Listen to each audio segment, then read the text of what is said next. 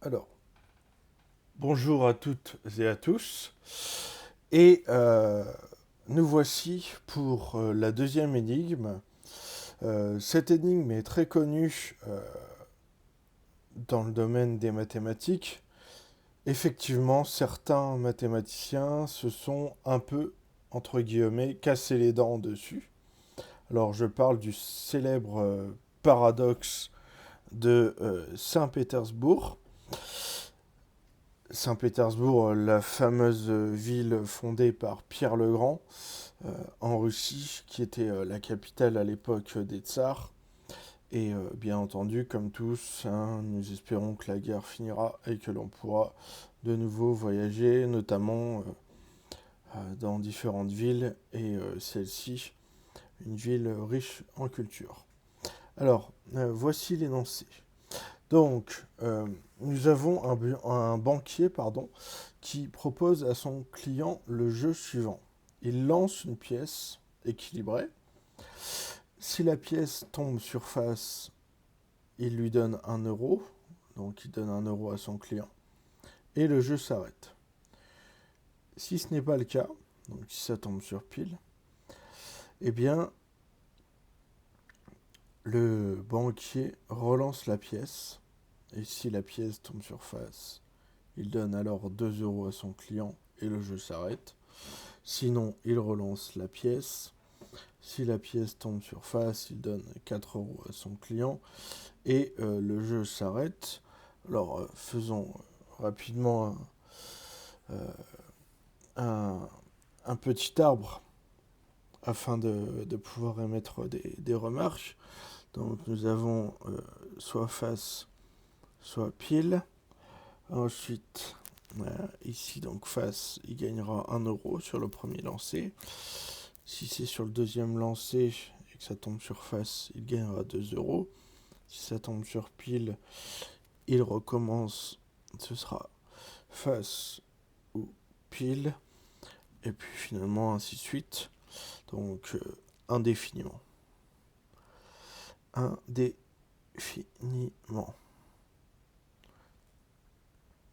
Alors là, le client gagne 1 euro. Ici, c'est le deuxième lancé, il gagne 2 euros. Si le troisième lancé, il gagne 4 euros. Et donc, comme on le disait, ainsi de suite, en d'autres termes, le banquier va lancer la pièce jusqu'à faire face et donnera 2 puissance n-1 euros à son client si il a fait face au bout du énième lancé. Alors, ce qui va nous intéresser, c'est le prix du jeu. Alors, on peut faire une remarque. Donc, remarque. C'est que dans ce jeu, eh bien, dans ce jeu, le client est toujours gagnant.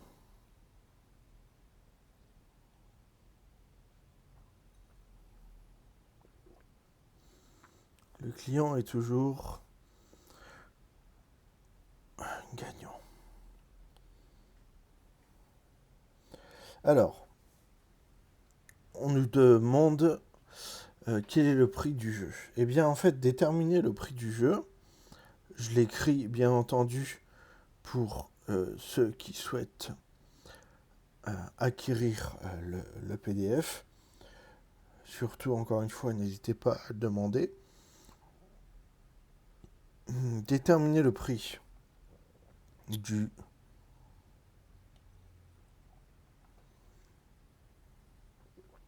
déterminer le prix du jeu. Eh bien, en fait, c'est déterminer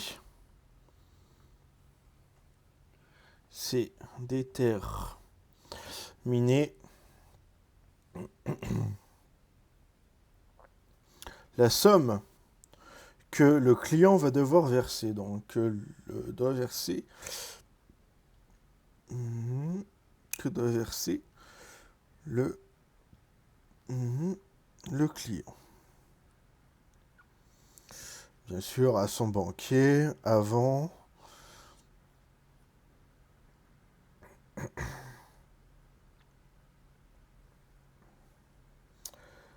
que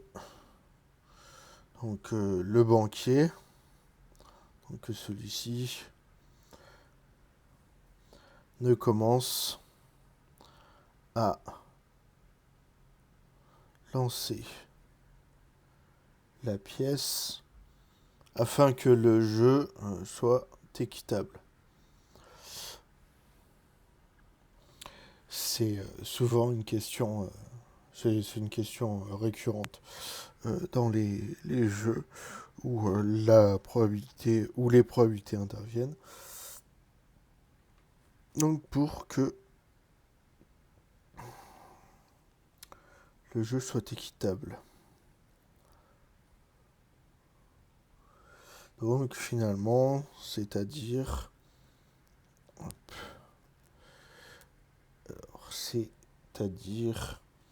pour qu'aucun des deux, ni le client ni le banquier, ne soit avantagé sur le long terme. C'est-à-dire pour qu'aucun des deux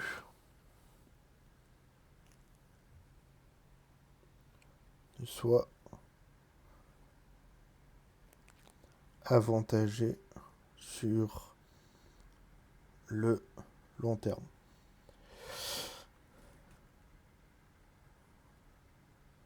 Donc voilà pour cette remarque importante.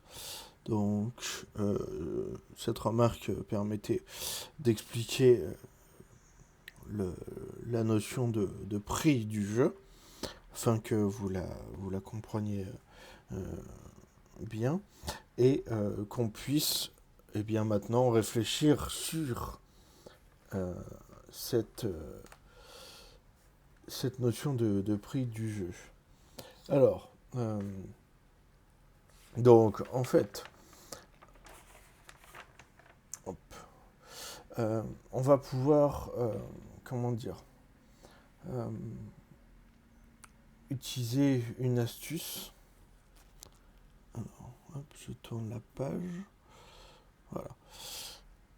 Petite astuce. Donc, l'astuce que l'on utilisera et dont on usera, c'est de commencer. Commençons par supposer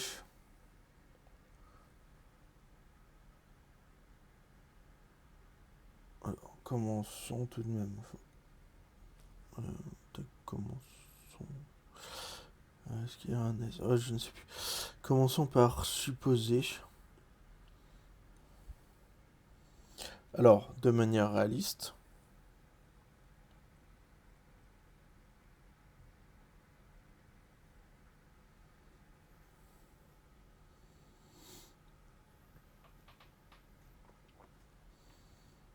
Que le banquier n'a pas une somme d'argent infinie à donner au client. Que le banquier, on va essayer d'être réaliste, n'a pas une somme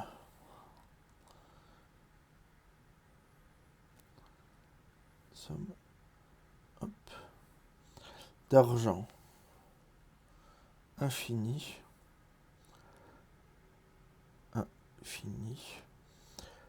à servir, donc à donner en cas de gain, à donner en cas de gain excessif, je dis excessif, au client. Puisqu'on rappelle que c'est quand même 2 puissance n-1 que le client recevra si le banquier fait face au bout du énième lancer. Donc on peut vite monter dans les tours. Et vous allez voir, le paradoxe est assez intéressant. Alors, bon, je vais écrire solution. On va commencer à essayer de résoudre ce paradoxe. Alors, donc passons à cette solution. Alors, trouver le prix de ce jeu. Trouver le prix du jeu, c'est en fait déterminer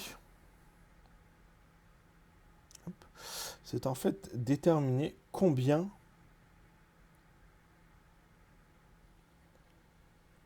il fait gagner, combien fait-il gagner en moyenne.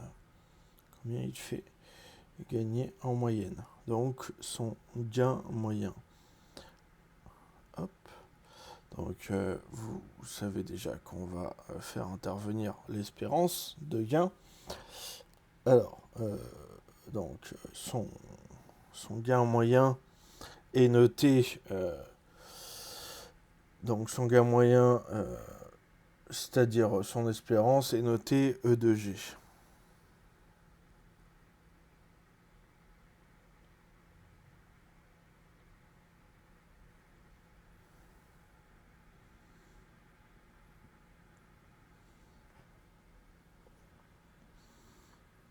On le note E de G, l'espérance de G. Alors, pour calculer son espérance, donc calcul de l'espérance, eh bien, il faut déterminer tous les montants. Il faut déterminer tous les montants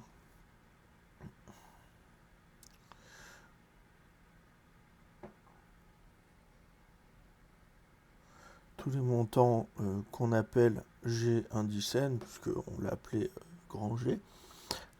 Tous les montants G indice N que l'on peut gagner. Donc, on peut gagner.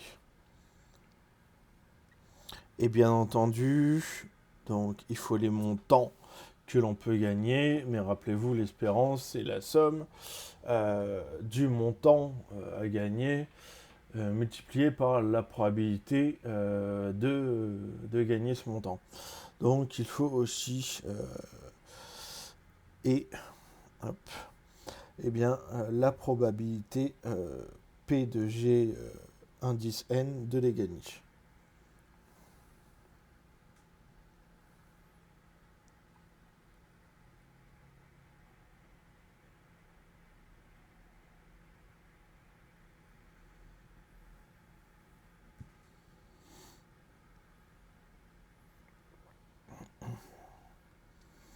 Alors, du coup, ensuite, l'espérance va se calculer comme la somme de tous les montants possibles multipliés par leur probabilité associée.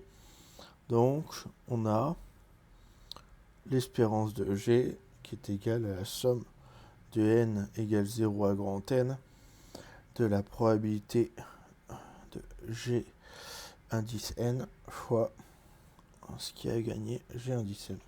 Donc, pour rappel, je donne le rappel peut-être pour les terminales SPMAT début ou terminal SPMAT et début L1 et MPSI, PCSI et ainsi de suite. Donc, eh bien en fait, si vous avez une variable aléatoire grand X,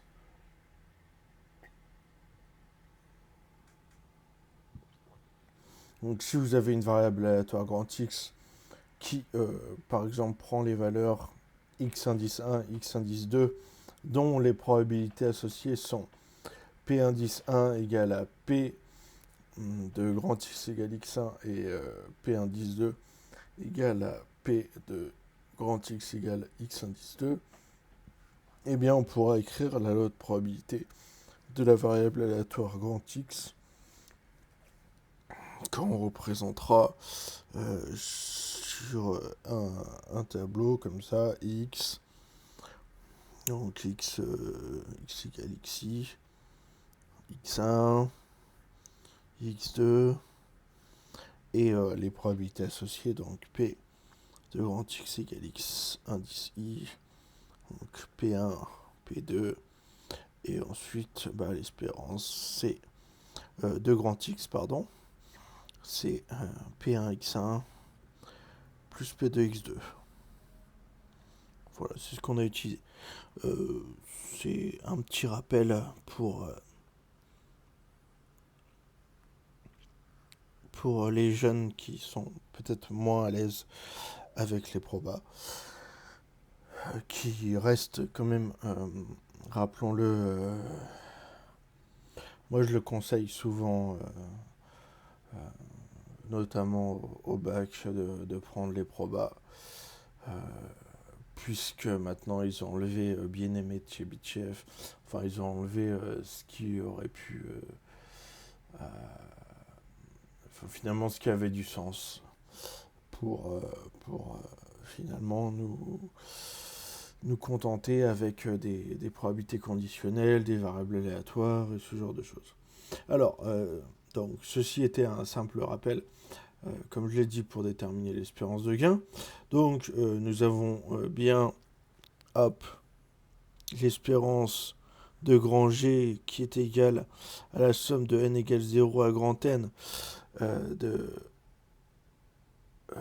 la probabilité de G indice N fois le gain G indice N. Alors, rappelons que dans ce jeu, on gagne 2 puissance n-1 euros si le banquier fait face au bout du énième lancé. Alors, je vais quand même l'écrire pour ceux qui veulent le PDF. Donc, alors, dans ce jeu,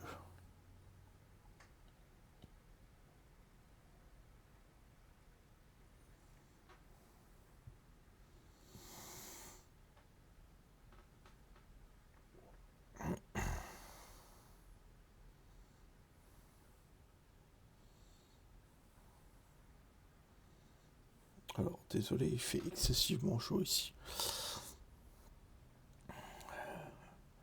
Euros. Donc, si le banquier fait face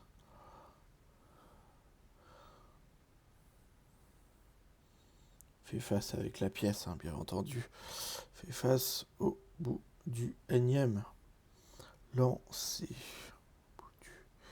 Énième lancé. Donc, eh bien, les gains possibles sont donc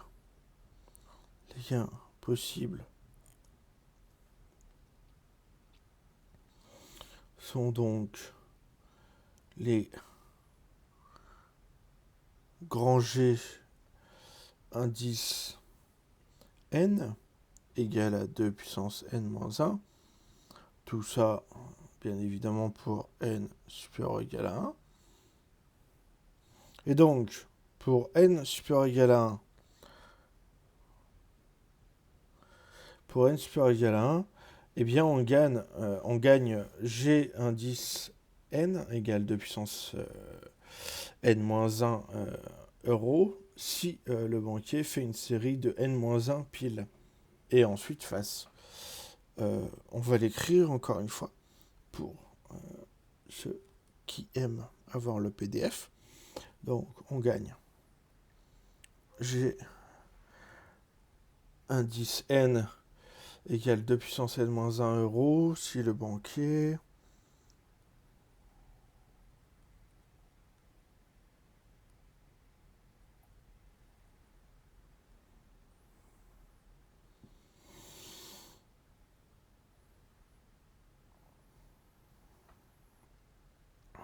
fait une série de n-1 piles n-1 pile P et ensuite une face. Oui, une face. Hop. Alors, ne me demandez pas pile et face. Je sais jamais si c'est le chiffre, enfin le nombre ou le chiffre qui est pile ou qui est face. En fait, non, bah oui, non, en fait, je dis des sottises. Face, c'est là où il y a la face d'une personne. Donc, ensuite, effectivement, ensuite, hop. Donc, c'est-à-dire,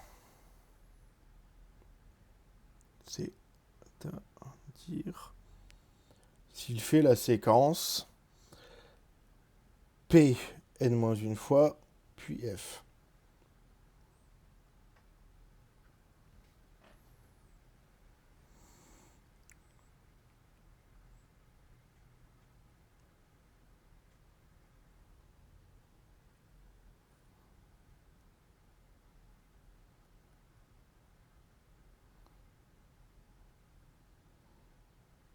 Alors, il y a un petit problème.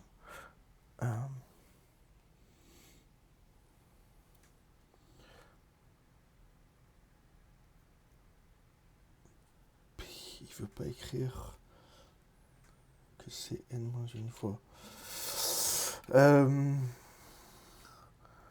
Mais j'aimerais quand même l'écrire, même si vous l'avez entendu.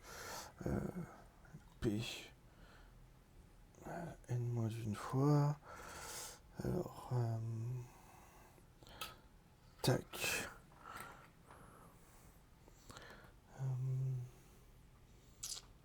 Texte.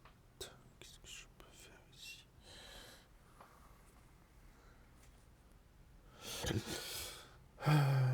P N. Ah oui, voilà, c'est bon, ça marche. P N N. Hop, ça je peux le ranger. N moins une. Ah, des petits bugs. N moins une fois. Et face one time. Une fois. Donc, eh bien, la probabilité de cet événement, on va la calculer. Et je pense que vous l'avez. Rappelez-vous, c'est une pièce. On a considéré qu'elle était équilibrée, qu'elle ne pouvait pas tomber sur le bord.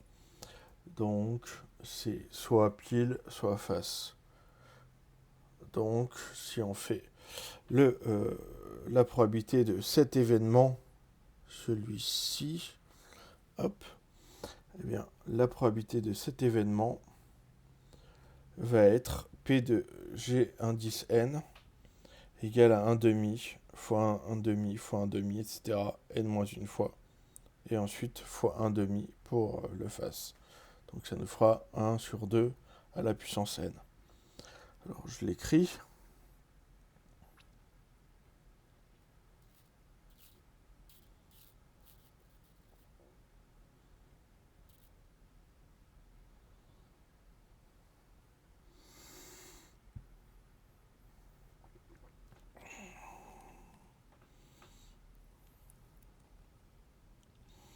Je tourne cette vidéo en étant en République centrafricaine.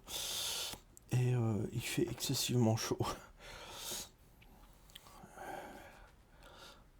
Et c'est peut-être pour ça qu'il y a des bugs à cause de la transpiration qui coule sur la tablette. J'en suis sincèrement désolé. Alors, donc, la probabilité de cet événement, donc, rappelons-le, l'événement, hop, je l'aurais écrit ici, c'est P n-1 fois, et ensuite F.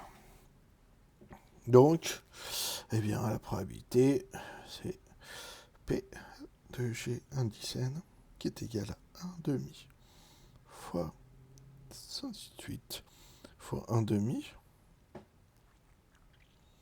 Donc ça, c'est pour les n-1 fois pile.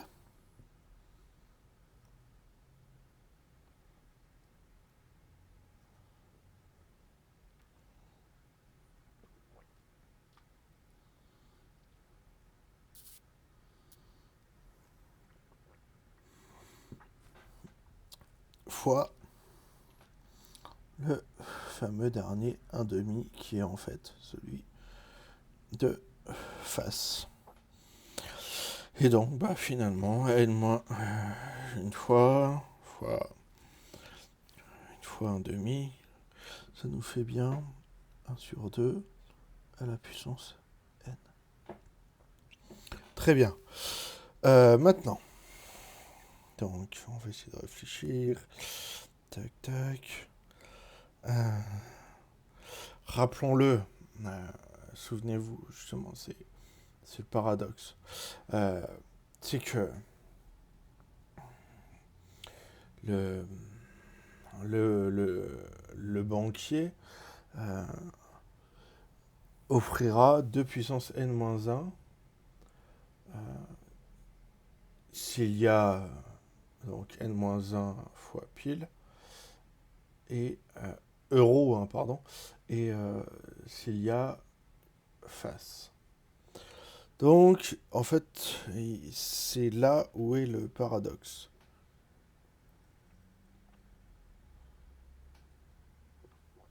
Donc, effectivement, comme il y a une infinité, donc ainsi, comme il y a une infinité de gains possibles,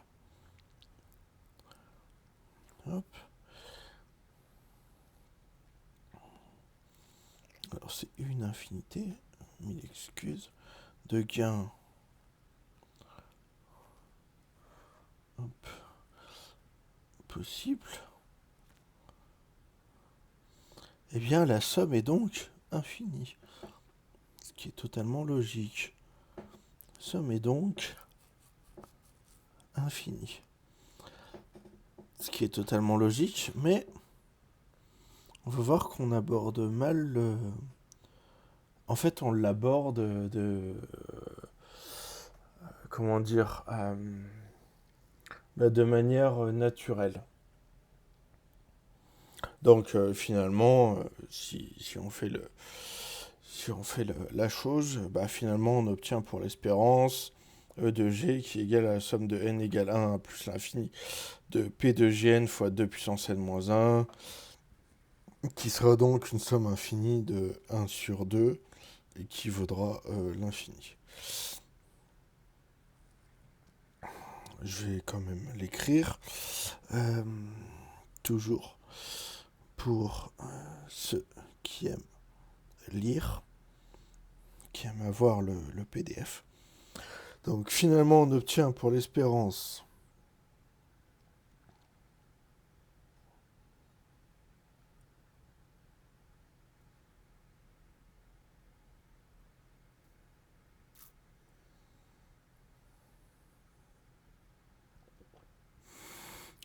E de G. Alors ici l'eau est vraiment immonde. Hein. On est obligé de mettre du sirop. Bien sûr c'est pas de l'eau du robinet. Bon, je, je pense que j'en ai déjà parlé. J'aide les enfants de Samba et de Bangui afin de développer et d'installer des pompes électriques, donc l'électricité, apporter des ordinateurs pour les former. Mais donc tout ça, ça a été fait. Mais il y a eu tout simplement les problèmes de maintenance, donc on a une lacune sur les formateurs.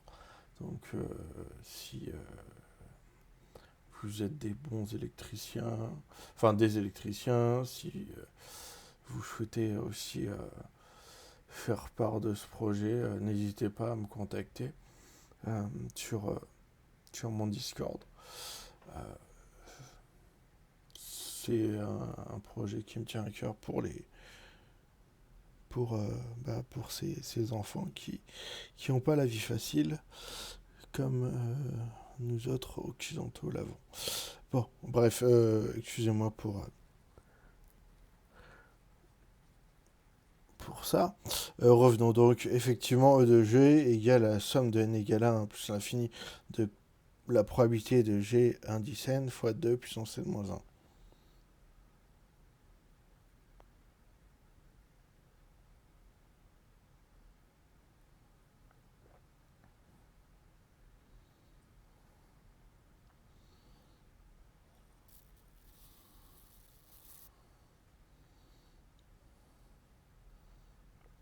Donc, ce qui nous fait 1 demi, plus 1 demi, plus 1 demi, etc. à l'infini. Et ça vaut plus l'infini. Donc on obtient une espérance infinie.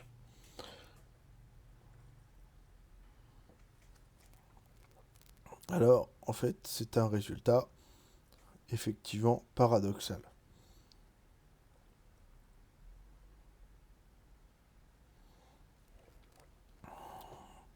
Alors, même si on a beaucoup de chance, le banquier finira bien par faire, par faire face à un moment, faire face avec sa pièce à un moment et la partie s'arrêtera. Et dans tous les cas, il ne versera donc une somme finie d'argent. Pourtant, ici, on a une espérance de gain qui est infinie. Vous me l'accorderez, et je pense que vous êtes d'accord. On a donc un résultat qui est paradoxal. D'où le nom de paradoxe de Saint-Pétersbourg. Alors, on va essayer de comprendre. Alors, en fait, la question du prix du jeu semble insoluble. Donc, hop, prix du jeu.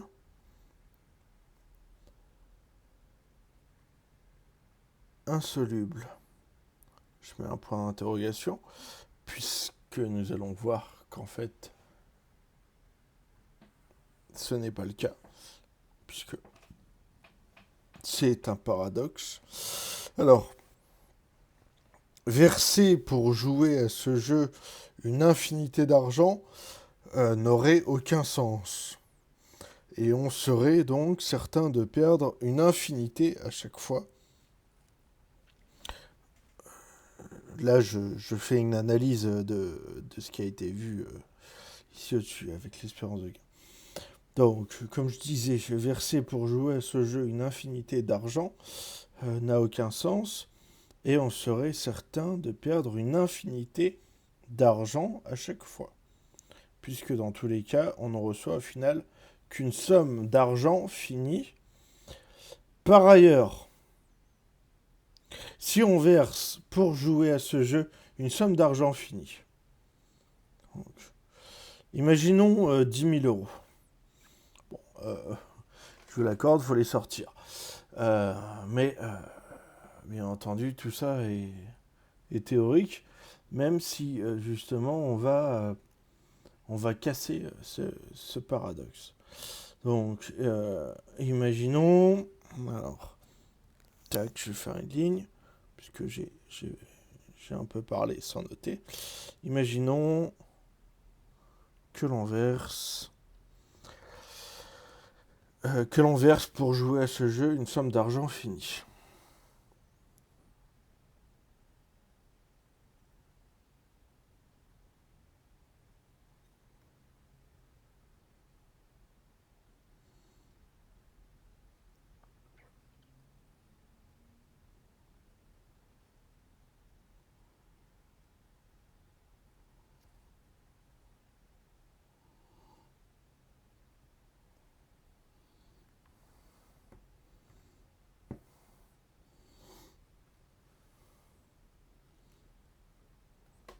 Donc j'avais dit, par exemple, 10 000 euros.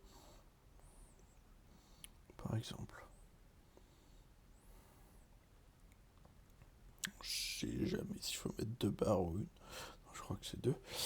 Hop, ce jeu va nous être favorable. Donc, le jeu...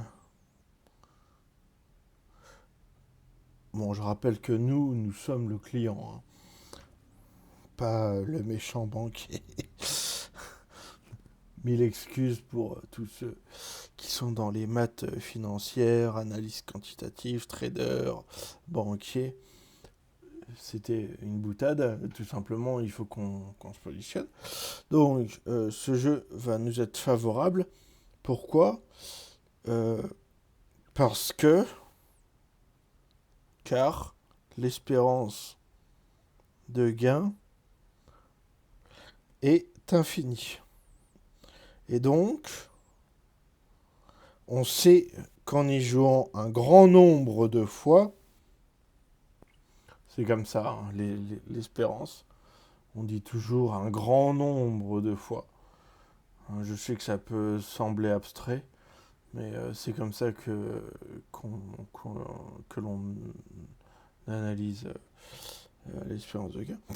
Eh bien, en y jouant encore une fois un grand nombre de fois, on finira forcément par devenir gagnant. Ah, enfin. Alors, justement, pour lever ce paradoxe, je vous offre une nouvelle page. Pour lever ce paradoxe, on peut supposer que le banquier ne pourra plus payer à partir d'un certain montant. Donc, hypothèse. Hop. Banquier ou méchant, c'est une boutade encore une fois, ne pourra plus payer à partir d'un certain montant.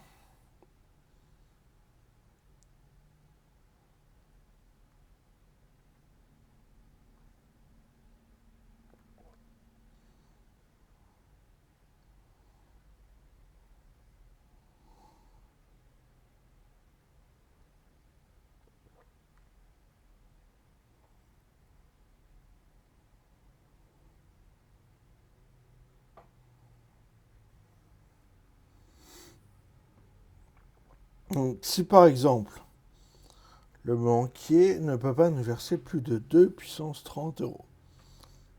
En gros, c'est environ 1 milliard. Je vais l'écrire. Si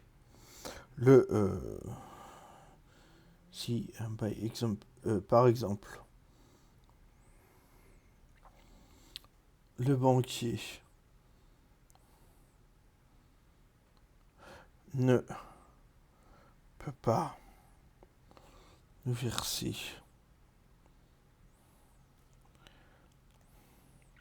ce qui serait une indignité tout de même de ne pas pouvoir nous verser 1 milliard d'euros. On aimerait bien. Ne peut pas nous verser donc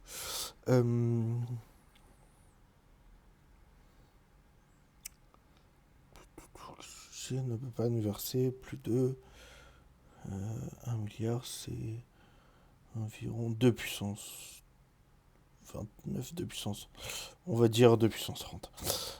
Plus de 2 puissance 30 euros. Donc, on est sur un, comme dirait Éric Judor, 1 milliard. 1 milliard. Donc, l'espérance. Eh bien, l'espérance va devenir... L'espérance devient... Alors... L'espérance devient...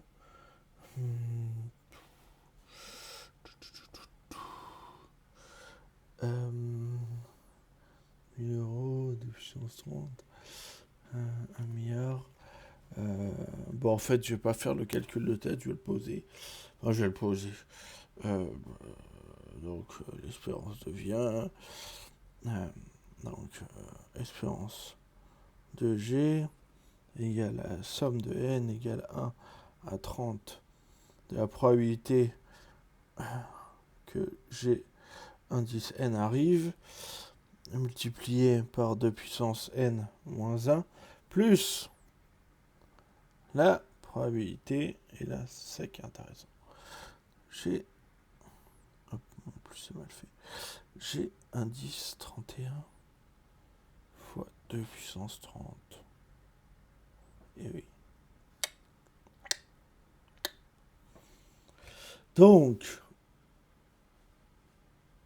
il faut préciser quelque chose. C'est que P, la probabilité, je vais mettre attention pour ne pas mettre un mais, c'est que la probabilité de G indice 31 a maintenant changé. Regardez, vous allez voir. Et surtout, si vous avez des questions, n'hésitez pas à les poser. Je sais que je suis limité à... Enfin, c'est pas que je suis limité sur le nombre de temps, mais je sais qu'une vidéo de 2 heures, ça plaira pas. Le but n'est pas non plus de faire un maximum de vues. Le but est de s'amuser ensemble et de s'apprendre des choses, de partager. Justement, partageons. Donc n'hésitez pas dans les commentaires à partager. Donc oui, je disais, la probabilité de G indice 31 a maintenant changé. Effectivement, P, la probabilité de G indice 31 est égale à 1 moins la somme de n égale à 1 à 30 de la probabilité de G indice n.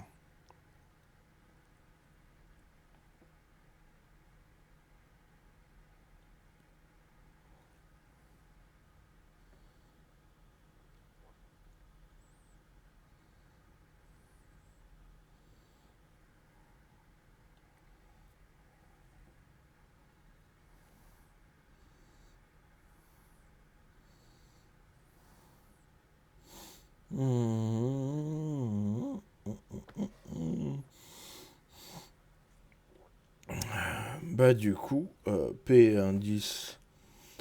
P, pardon, probabilité de G indice n, c'est en fait 1 sur 2 à la puissance n. Rappelez-vous, comme on l'a vu. Bon, je mets pas les donc, les impliques.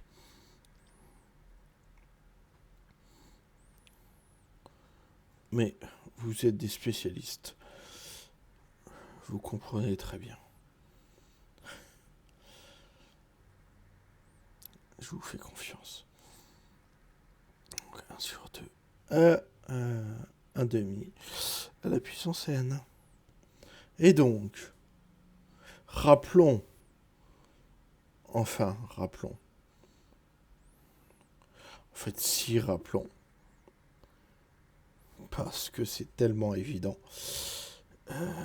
que, donc, un or, somme de n égale 1 à 30, hop, des 1 sur 2 à la puissance n est en fait égal à 1 moins 1 sur 2 à la puissance 30. Donc finalement, si on prend, je vais l'appeler étoile, et double étoile, eh bien on a donc la probabilité que G indice 31 soit égal à 1 sur 2 à la puissance 30.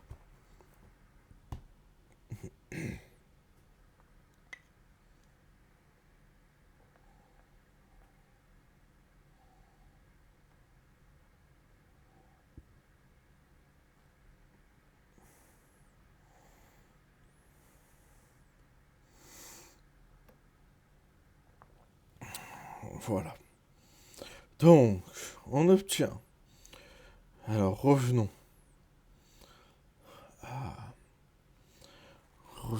à ceci. Hop.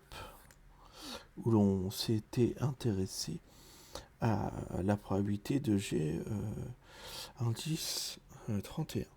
Eh bien, en fait, grâce à ce que l'on vient de réaliser, de démontrer, eh bien, on obtient que l'espérance de G sera égale à la somme de n égale 1 à 30 de la probabilité de G indice n fois 2 puissance n moins 1 plus, bien évidemment, la probabilité de G indice 31 fois 2 puissance 30. Non, pardon, ça on l'avait déjà. Qu'est-ce que je raconte? Mais c'est ensuite en passant à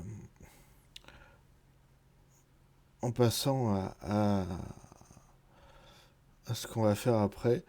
puisque on va transformer nos probabilités de G indice n par 1 sur 2 puissance n, et notre probabilité de G indice 31 par 1 sur 2 à la puissance 30.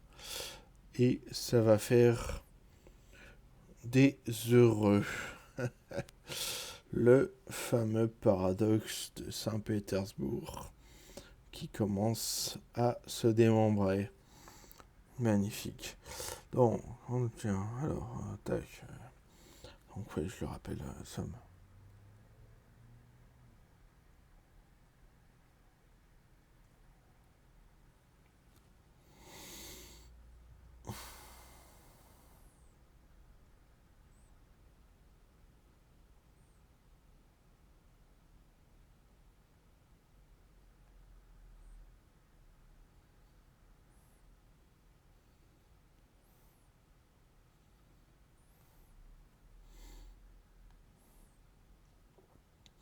Donc, comme on l'a dit, on va remplacer la probabilité de G indice n par eh bien, ce que l'on a eu démontré, c'est-à-dire 1 sur 2 puissance n, et remplacer la probabilité de G indice 31 par ce que l'on a eu démontré, 1 sur 2 puissance 30. Allons-y.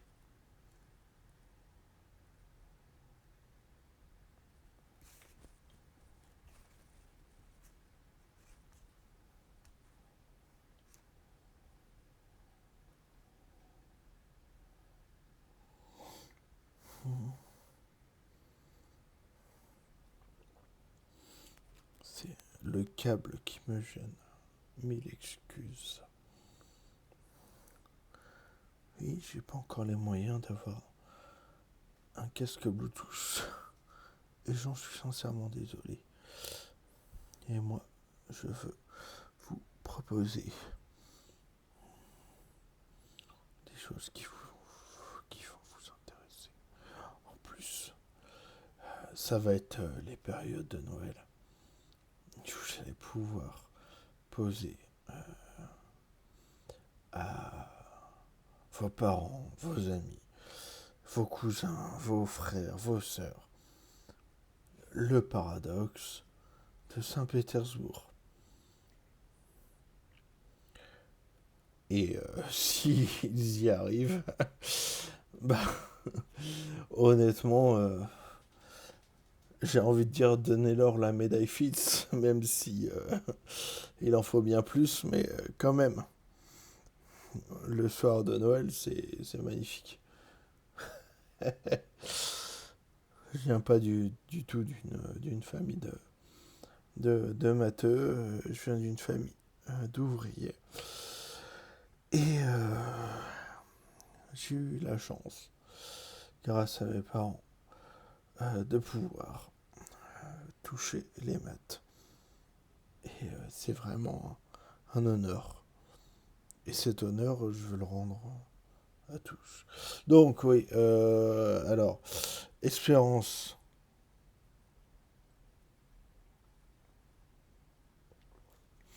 Attendez.